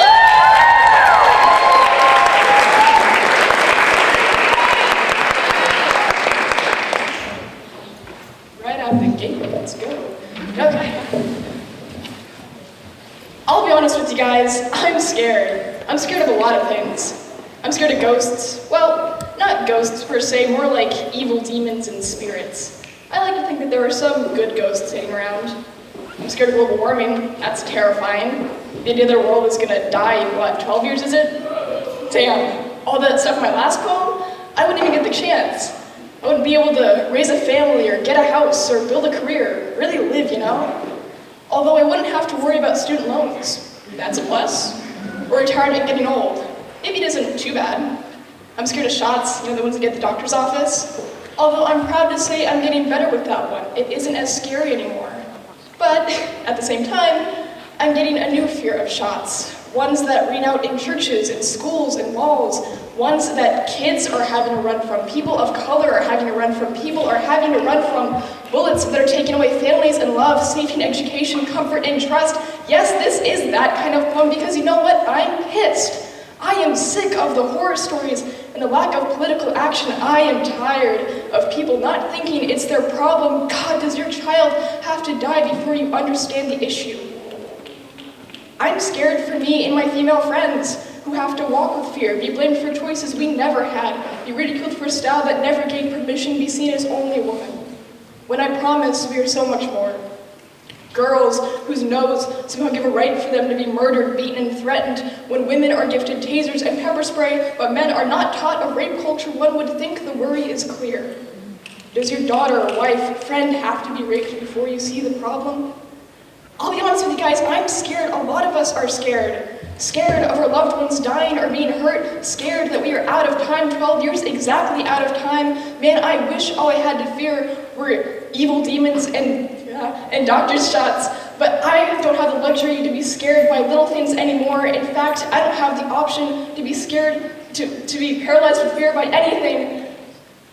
Because what will that do? We only have 12 years to fix a lot. And while fear is the best motivator, it is also the best killer, and I already have too many things trying to kill me, so I'm forced to shove any doubt I have left with the demons and take a shot of strength. Because I'll admit it, I'm scared, but why has that got to stop me?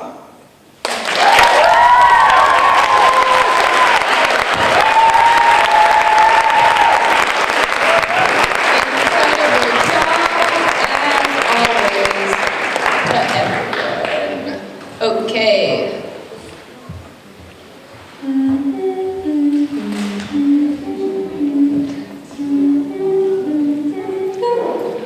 Okay, 7.8, an 8.4, a 7.6, a 7.7, and an 8.2. Let's applaud the book one more time. Gonna keep it moving. Oh, yes. Please make it quicker now. Hello everyone, I'm Desmond Span. Teach English here if you don't know that. So I'm really excited to just kind of plug a quick event. It's the first time ever you've probably heard of the rumors about Franklin having like this super secret rap club. And we finally are, kind of doing a super secret show. So our show is called the FHS Freestyle Rap Fest.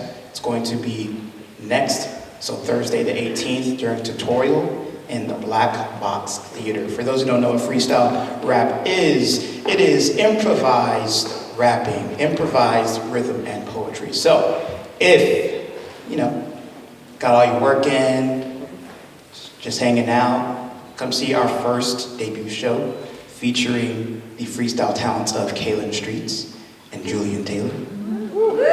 Right. And some others, so it's gonna be a good time and I hope to see you there. Thursday, April 18th, tutorial, 2:30. Thank you.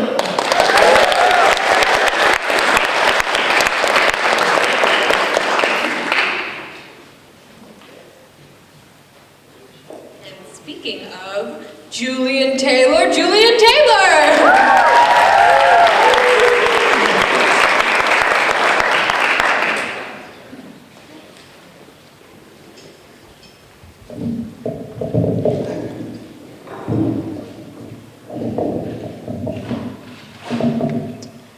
Black Lives Matter.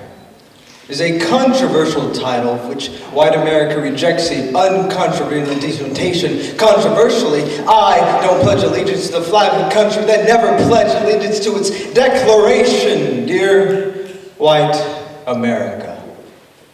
Black boy present. You see a subhuman figure because these photons are indecent. You see just another nigger. You tell me that reverse racism presses the whites. That racism is endless like black bung fights. You follow me in the store because my epidermis is suspicious. You pull me over based on something fictitious, murdering me because red blood from black bodies is delicious. And no accountability. Lots of white fragility. And no one takes responsibility. So yeah, go ahead. Pretend that racism justifies homicide. Pretend that I'm valid for what's inside. Pretend that racism will subside like a tide. Pretend that slavery was never ratified. This anger is over-justified. A dark thread woven into the unfinished quilt of American history, ornate with fractal patterns of willful blindness. And despite this, I don't hate all white people, your highness, so entitled to our culture, despite the fact that we stole this land. Being on the top of the pyramid must, like your food, be bland. I'm sorry. You've never experienced racism. You deserve a round of applause. If your butt hurt, prove me wrong instead of proving the cause, and stop assuming that I smoke African-American cocaine when I smoke the nation crack in the glass ceiling after eternal suffocation. I, one Negro, 0 felonies, am the rule and not an aberration. But this is bigger than me. This is bigger than casual bigotry. This is bigger than mass incarceration, massive confrontations. This is bigger than your fear. You fear that equity equals white morbidity. You fear black brilliance when you should fear your own stupidity. And you correctly fear that while what your ancestors did isn't your fault. What you don't do is. And I love you in spite of this. And yes, love is cheese, but racism is disease, and only love can melt away hatred in the heart. And illuminate dawn for the weeds of the different on the lawn to be majestic rose petals like dust. We rise, and like dust, we'll never settle. Thank you.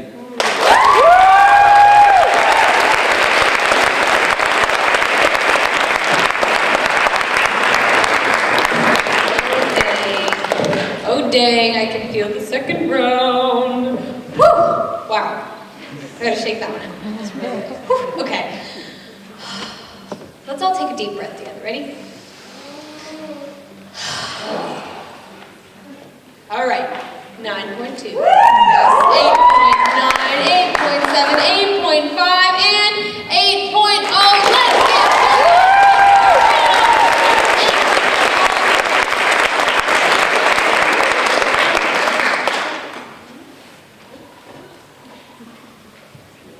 Let's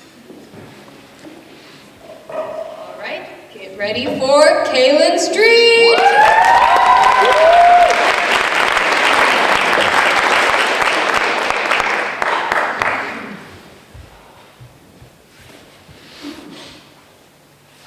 I almost fell off back there.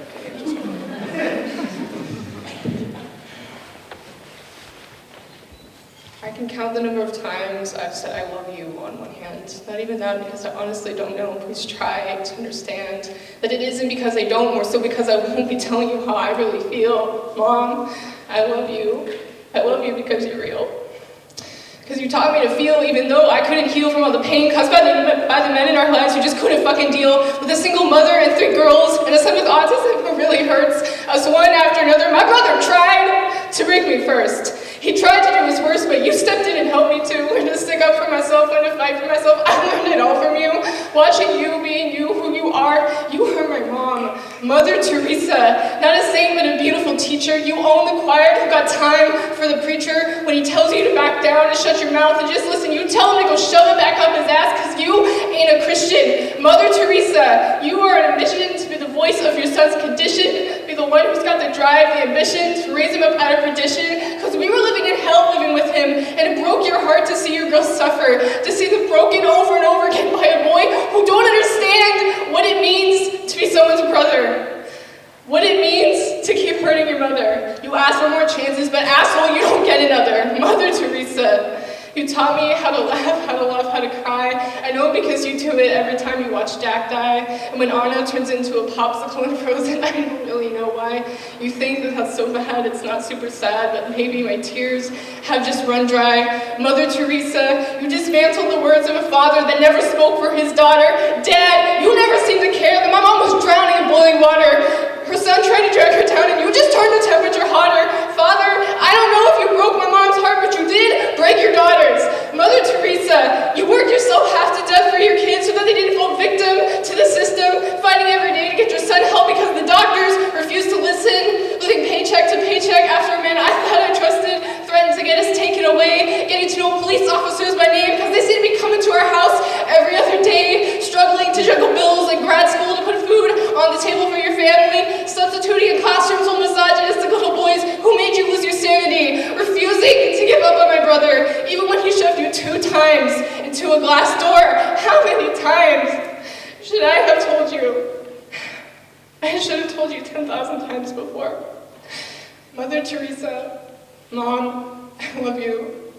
I hope to tell you 10,000 times more.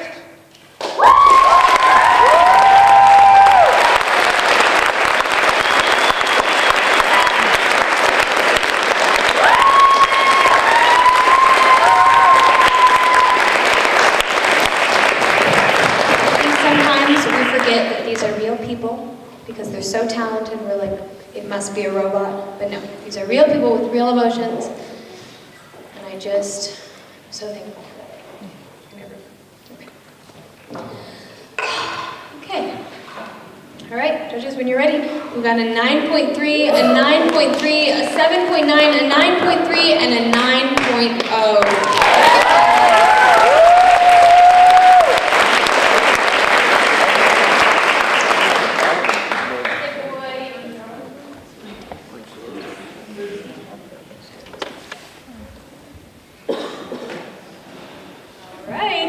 Nathan Will.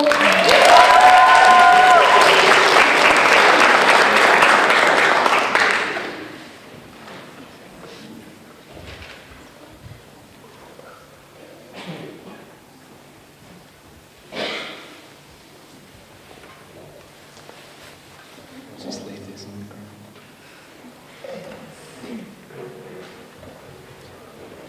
Flip a coin.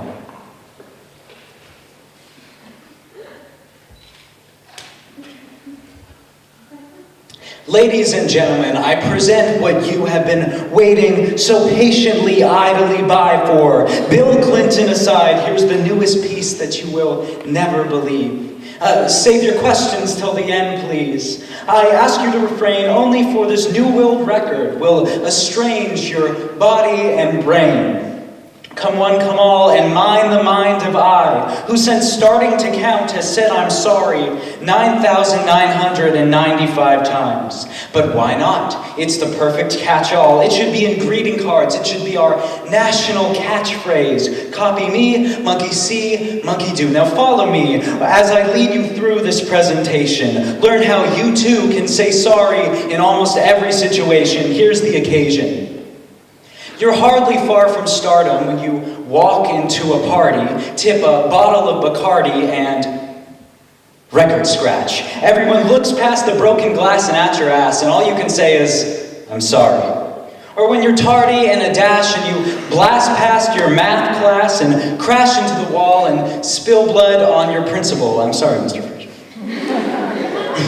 I've said I'm sorry to parked benches, parked cars, and hopped fences, dogs that barked at me, strangers that spilled coffee on my jeans. And to those dogs, when I barked back, or when I threw my coffee on the stranger, it was decaf. He'll sleep fine. I've apologized to coffee for it being too hot, and the test questionnaire for getting the score I got, to the colleges for asking for just a little more money, and to my eyes when I was cutting onions and they were getting a little runny. I've apologized for saying what needs to be said and what needs to be heard, and for not saying it until too late because I didn't have the courage to say those certain words. I'm sorry. I'm sorry about the one apology out of 9,951 that I haven't done. To the people that I've used postcards I didn't respond to, messages left unread, and everyone I pushed back to get ahead before I realized I was where I am, I'm sorry. And my batting record with forgiveness is like 50-50, but I figure that if it's just a coin flip, then maybe you'll accept it. I'm sorry.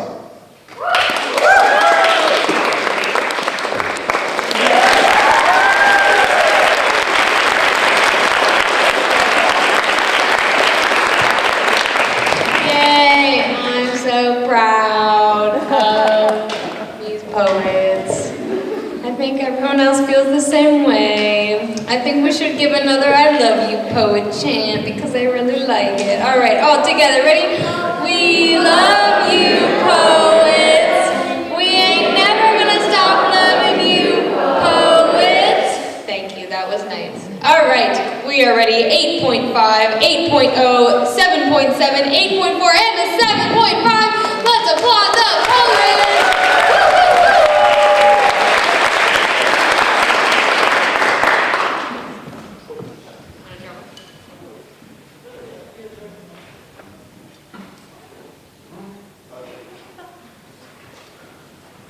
All right, Evan Lewis, come on.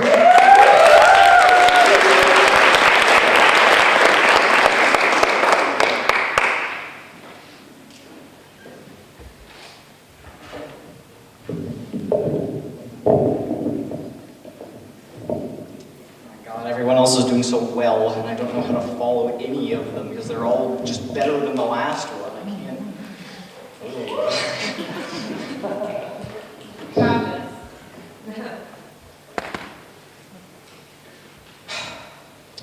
What if the clocks could come unlocked? If time could unwind, what would you find? What would we tell ourselves? I'm not sure myself, but I think it would go something like follow your heart. Because the moment you stop doing what you think is right, your light goes out. Your heart gets dim and the road ahead looks grim, and your chance of success keeps getting slimmer and slimmer, until your dreams are just a glimmer in a dark, dark room. Follow your heart, because though your dreams are just out of reach, you are not finished yet. Your arms will reach farther and you'll feel it in your bones. Your fingers will wrap around your future and you'll hear it in gentle tones. Follow your heart. Because every notion of grandeur, every word of wisdom, every single one of your pieces ceases. It ceases when your heart gives you a nudge, but your feet refuse to budge, to trudge onwards towards the light at the end of the tunnel. Though it is no walk in the park, the light outweighs the dark. As lost as you may feel, with tears streaming and wounds bleeding, it all won't tear you apart if you just follow your heart. When there are gut-wrenching decisions that impact like collisions, leaving your soul warped like paper pages in the rain, do not give in to pain. Because from suicidal ideation to friends' poor intuition to split-second decisions, you will make it through. And if you follow your heart, it just might lead you to you.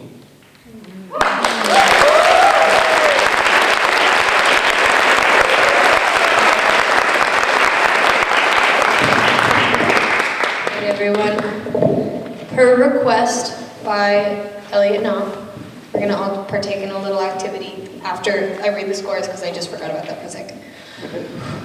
Oh goodness, it's been a long day. All right, we've got 8.2, 8.1, 7.9, 7.8, 7.6, Evan Johnson. Oh wait, Evan, I don't remember your last name. There was a kid last year, Evan Johnson. Lewis, Evan Lewis.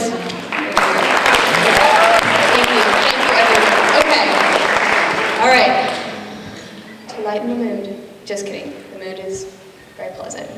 I'm gonna have everyone close your eyes and we're gonna listen to the sound of a smile really quick. Okay, so it's very exciting. So everyone close your eyes, unless that makes you uncomfortable, and then you don't have to. Okay, and then on the count of 3, I'm gonna tell everyone to smile, and then we're just gonna listen to the joy. Okay, ready? Okay, 1, 2, 3. Okay, that's all. Next one.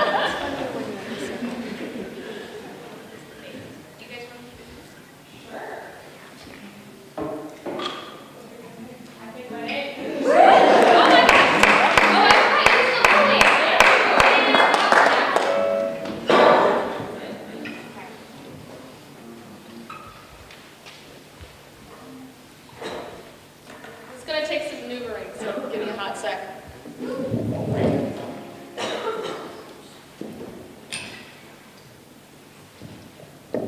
Hands, because I'm a lefty. Okay. Do you see that chick over there? The one with the perfect hair, perfect curls, and perfect hips and lips. So big, they might as well be her ass. And so red, I'm afraid if she asks for anything, they'll fall right off her face. Well, she's a slut.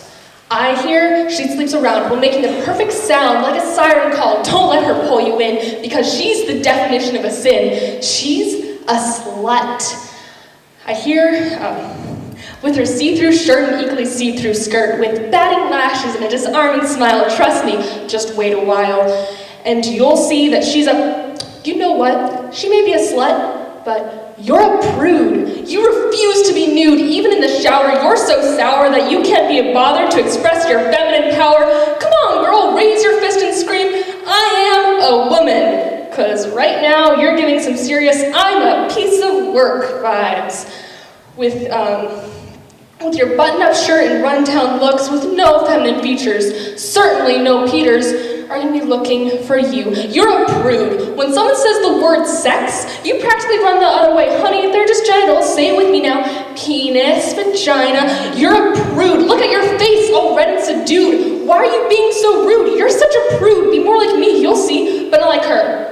Because she's a slut. Because you wouldn't like her. You have nothing in common. She's an expert at golf while you haven't even heard of the game. She wears nothing while you hide your skin. She's to blame. She studies hard while you study hard while she's breaking some guy's bed. Because she's a slut. No, don't give me that look. It's only true. Women sleeping around is sinful. So really, stop looking so blue. Although, you might honestly be worse. You don't give any guy your purse, so live a little. It can't make anything worse, but her, over there, don't use her as an example. Her definition of partying is 2 guys in bed, and I know I've said it all before, but I really want to make sure you know that she's a slut. Asleep during the day, awake at night, like salty food's a bit too much. I guess I could also call her a clutch. I don't know what more I can say except to re-emphasize that you both have a problem. She has too much sex and you have none at all. You both need to find that middle. You both need to be like me. And what do you mean I need to stop judging women's bodies? What are they there for if not to be viewed and used? But not used too much like that girl over there, because no one wants a worn-out toy, because experience is necessary, which is why you need some. Wait, where are you going? Why are you talking to her? She's a... Thank you.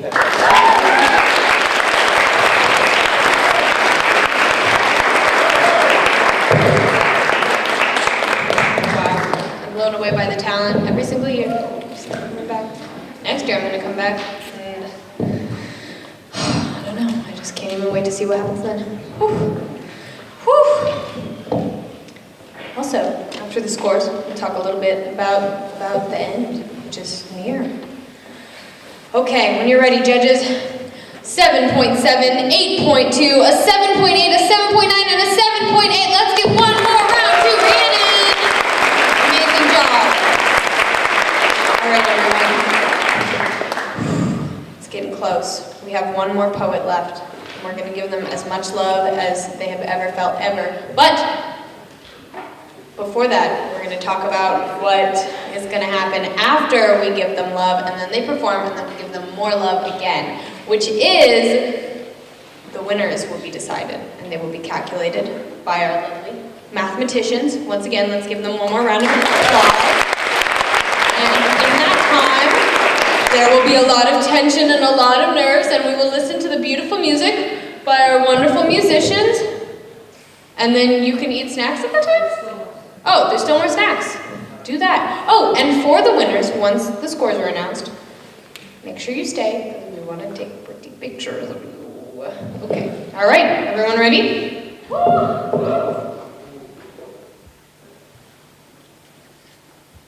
Ariana Peters.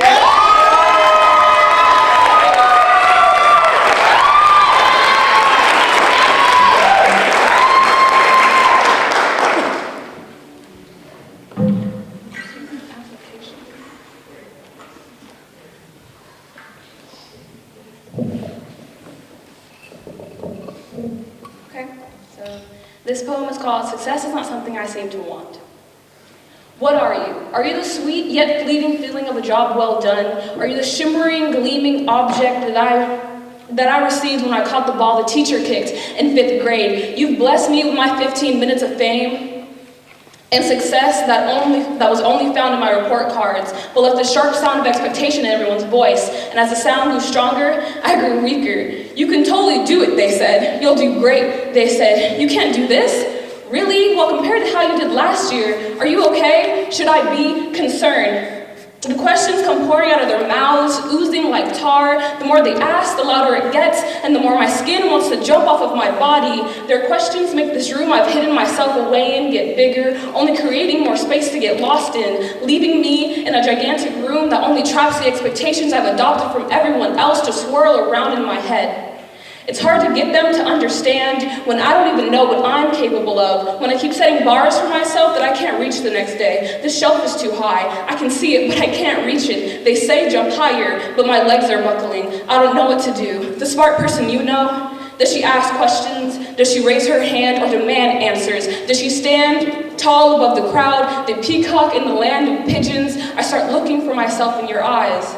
The sight is foggy, but I've spent 5 years trying to find out what you want me to be. My brain is giving up on me. I can't remember what I had for breakfast this morning or what show came on, or what show I was watching when the commercials come on. I want to be able to do something so badly that it seems like I can't do anything. Because if I can do something, my legs will stop buckling. The bar will stop moving. I can reach the shelf and people will stop asking me how I am and stop comparing me to myself.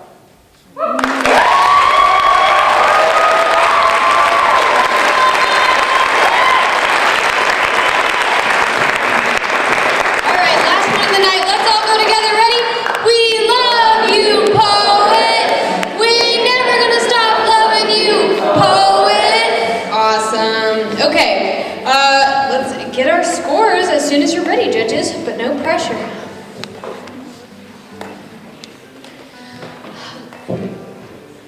Go ahead. 8.5, 9.4, 8.3, 8.8, and 8.4. Okay, everyone. Now please enjoy some beautiful music, refreshments. Poets, pat yourself on the back for a job well done. We have made it through this journey together, everyone. And I'm so proud. Great. Are you guys ready? Are you ready? I'd also like to ask the members of the SLAM committee when this is all over to come up so we can get a picture with you. All right. So, in third place, with 2 amazing performances and poems, Julian Taylor.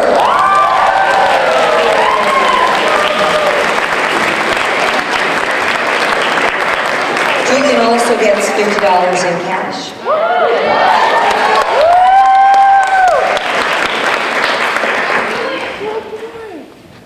In second place, this is really exciting. Ariana Peter.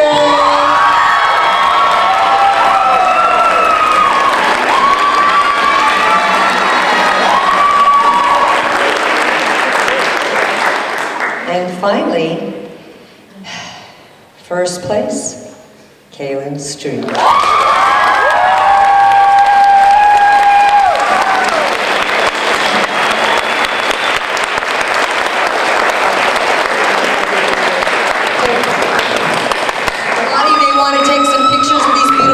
We're going to make him stand up.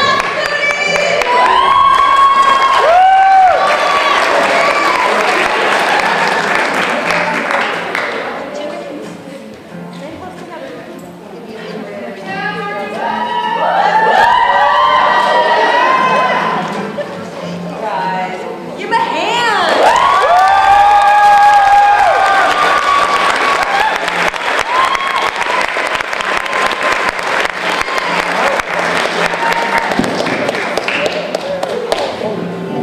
I just want to thank you all for coming out and sharing with us. And for our new poets, I just want you to keep in mind that, well, some of our folks up here have been doing this for a few years. And when they came on board, they were a little shaky. And now look at them. So please keep on coming out and keep sharing your poetry. And thank you all again.